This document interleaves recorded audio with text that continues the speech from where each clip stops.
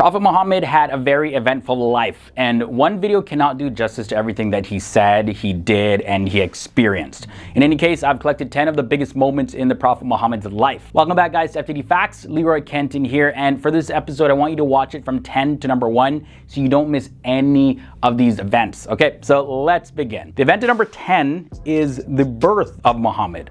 Muhammad was born around 570 AD in Mecca, which is now in Saudi Arabia, and his father sadly had passed away before he was even born, and he was first raised by his grandfather and then by his uncle. He belonged to a poor but respectable family in the Quraysh tribe, and without a successful birth, there would be no Prophet Muhammad. That's what makes this event so important at number 10. Now, for number 9, let's look at the chest opening.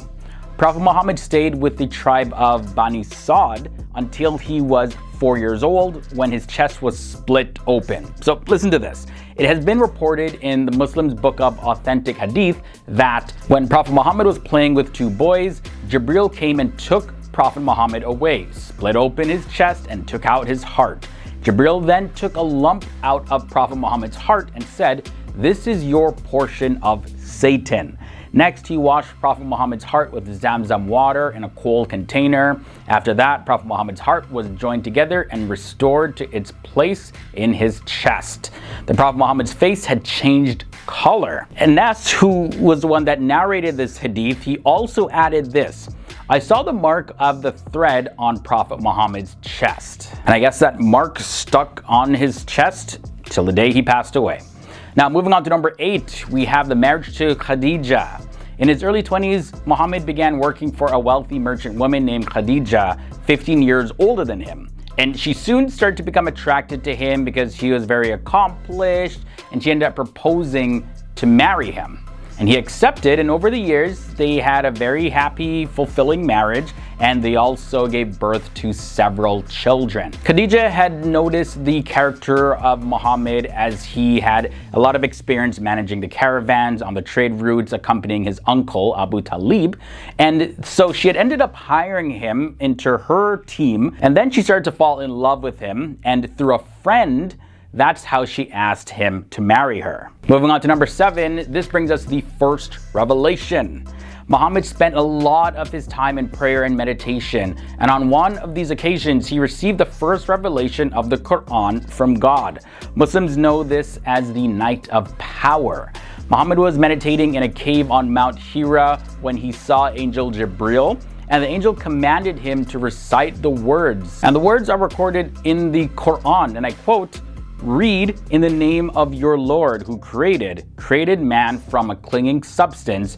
Read, and your Lord is the most generous, who taught by the pen, taught man what he did not know." And that's found in the Quran, Surah 96, verses 1 to 5. Those were the first words revealed of the Quran. Number 6 brings us the migration to Abyssinia, also known as the first Hijrah. This was an episode in the early history of Islam where Muhammad's first followers, who were known as the Sahaba, they fled from persecution of the ruling Quraysh tribe of Mecca.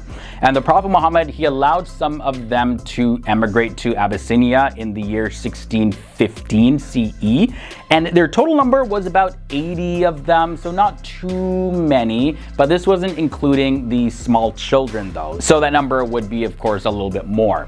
They did not all go at the same time. Their immigration was secretly planned and carried out over a period of time, and they went in small groups. And they were received greatly by the Abyssinians, and they were free to worship as they pleased. Number 5 brings us the passing of Abu Talib. Abu Talib died around 619 AD, and he was over 80 years old. And this was about 10 years after Prophet Muhammad started his mission as a prophet. Now, that year is known as the year of sorrow for Muhammad, because not only did his uncle Abu Talib die, the man that raised him for a large portion of his life, but also his wife Khadija died within a month of Abu Talib. The event number 4 is Isra and Miraj. Isra and Miraj refer to two parts of a miraculous journey that the Prophet Muhammad went on in one night from Mecca to Jerusalem, and then ascending up into the heavens. Now, this journey is believed to have taken place just over a year before the Prophet Muhammad migrated between Mecca and Medina. And on this journey, he met the prophets before him, including Musa, known as Moses, Isa, known as Jesus, and Ibrahim, known as Abraham in English. He led them in prayer, and he also reached a very high place where he could hear the pens writing people's good deeds up in the heavens. Also, he saw heaven and hell, and he was elevated into the presence of God. He could literally hear God, but not see God. The next big event in Prophet Muhammad's life was the Constitution of Medina. The Constitution of Medina was a document from early Islamic history, and it was based on two agreements that concluded between the clans of Medina and the Prophet Muhammad soon after the Hijrah, or immigration, to Medina in AD 622. And this agreement established the early Muslims who followed Prophet Muhammad, and it put them on a level with the other 8 clans of Medina. And these now total 9 clans or tribes, they formed the first Muslim community, also known as the Ummah. This agreement also regulated the relations of the Muslims with the Jews of Medina at that time. Now, moving on to number 2, a very big event here is the conquest of Mecca. The conquest of Mecca was the capture of the town of Mecca by Muslims led by the Prophet Muhammad in December 629, or it's also believed that it could have happened in January 630 AD. Either way, it would also coincide with the month of Ramadan in the lunar Islamic calendar. Now, this happened in the 8th year of the Hijrah after the Quraysh tribe broke the Treaty of Hudaybiyah with the Muslims. Now, Mecca is the home of the Kaaba, which is a building at the center of Islam's most important mosque, the Masjid al-Haram in Mecca, Saudi Arabia. And finally, we made it to number 1. How fitting, number 1 brings us the last revelation. So the final verse of the Quran was revealed on the 18th of the Islamic month of Dhu al-Hijjah in year 10 AH, a date that roughly corresponds to February or March 632.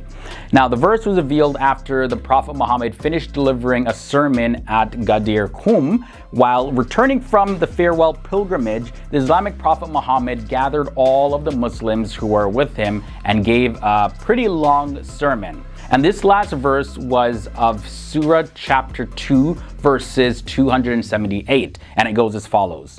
O you who believe, fear Allah and abandon your remaining usury if you are indeed believers. So guys, this was a brief look at some of the biggest moments in Prophet Muhammad's life. Just 10. Again, one video cannot do justice to everything that he experienced, he said, and that he did. So if you want to see a part 2, definitely let me know down below in the comments section. Leave a like before you get on out of here, and I'll catch you guys in the next one.